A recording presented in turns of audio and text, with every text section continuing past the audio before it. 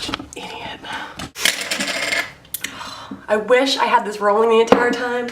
Oh, my pants are so wet now. What they say is true. You're not supposed to keep glassware and liquids on your desk because then you spill them all over your camera and iPhone and computer and notebook and pants. It's like the fucking scene in Billy Madison. I guess let's do this now, huh? Well, freshman year is winding down. I hope you've learned a few things, like not keeping open containers of liquids in and around your desk area for fear they might spill and ruin everything. Here are a few more skills to develop that will hold you in good stead as an upperclassman and, you know, a normal human functioning person. Figure out what you don't want. It's just as useful as figuring out what it is you do want. It moves you one step closer to finding out your goal.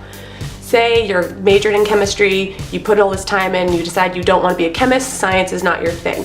It may be a little bit of a bitter pill to swallow because you might feel like that time is lost, but that time was well spent because you can now move a step forward, cross something off the list, and figure out what it is that you do want.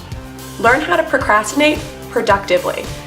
All that time that you're spending bullshitting, not doing the things that you're supposed to be doing, learn how to change them and work them into things that will work for you later on down the line. Say you really love making playlists, study to them.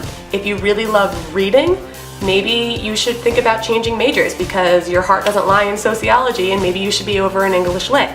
Say you really, really love photography, pick up a camera and start playing with things. It's just a life skill to have in your back pocket. It'll be worth your while down the line if you spend your time productively as you're putting off the things you should be doing. Get okay with the awkward. It's probably not as weird as you think. You know that moment in the dining hall where you make awkward eye contact and it lasts for just a little too long and then you just have to go over and say hello? You have two options in this situation. One, suck it up, brush it off, and say hello. It's really not that bad and you might make a friend. And two, learn how to not make awkward eye contact and stop beating yourself up in that inner monologue of yours. It's really not that big a deal.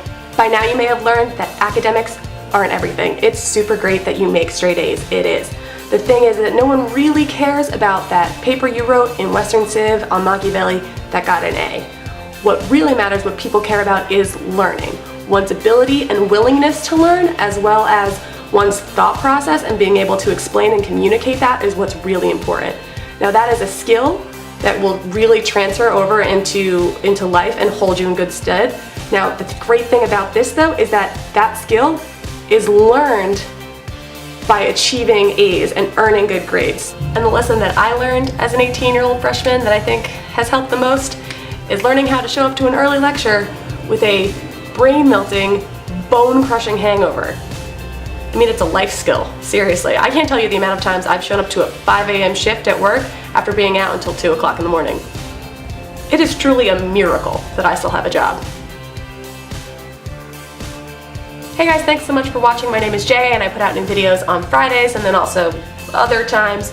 So be sure to like or subscribe if that's the kind of thing that you're into. If you have any questions, you can go ahead and leave them in the comments below or tweet me at FreshmanFG on Twitter.